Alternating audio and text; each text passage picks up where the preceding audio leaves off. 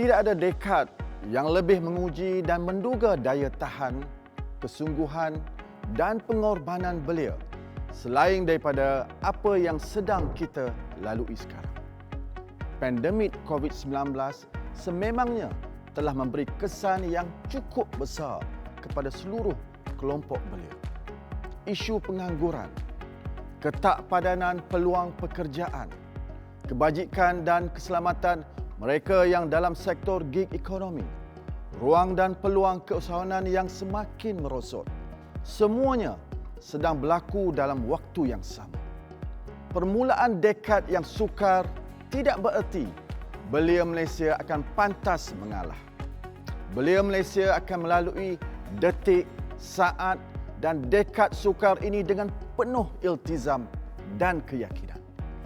Kerisauan, keresahan dan kekhawatiran semasa warga belia akan ditangani sebaik melalui pelbagai ikhtiar kerajaan.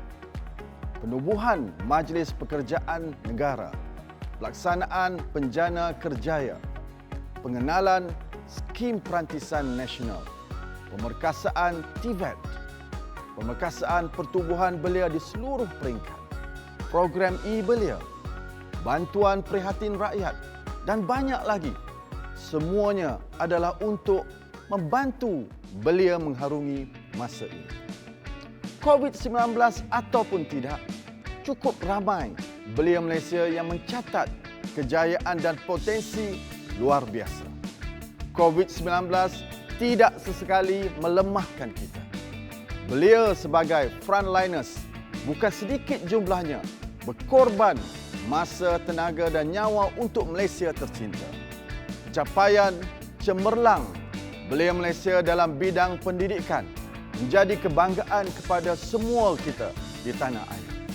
Sumbangan dan kesungguhan anak muda mencipta nama besar di peringkat serantau dan antarabangsa juga tidak mungkin kita lupakan. Pencapaian dan sumbangan anak muda dalam bidang sukan sentiasa mengharumkan nama negara. Saya cukup yakin warga belia dan generasi muda Malaysia mempunyai iltizam, kesungguhan, keyakinan dan resilien yang cukup tinggi dan luar biasa. Warga belia dan generasi muda Malaysia akan menjadi tonggak penting dalam kemajuan masa depan negara. KBS sentiasa bergerak seiring aspirasi dan keinginan generasi muda. KBS, Majlis Belia Malaysia, pertubuhan-pertubuhan belia akan sentiasa teguh bersama. Mengalah bukan pilihan. Kita rancang perjalanan yang lebih menjanjikan. Kita bangkit berhadapan cabaran. Kita rebut peluang melakukan perubahan. 15 hari bulan Mei akan kekal menjadi tarikh istimewa kepada seluruh warga belia di negara kita. Semoga sambutan ini akan mengukuhkan semangat membina iltizam tinggi warga belia Malaysia untuk menjadi paksi kepada seluruh usaha dan keringat kita bagi membina sebuah negara dan mengukuh daya saing bangsa. Selamat Hari Belia Negara. Dekad ini dekad anda.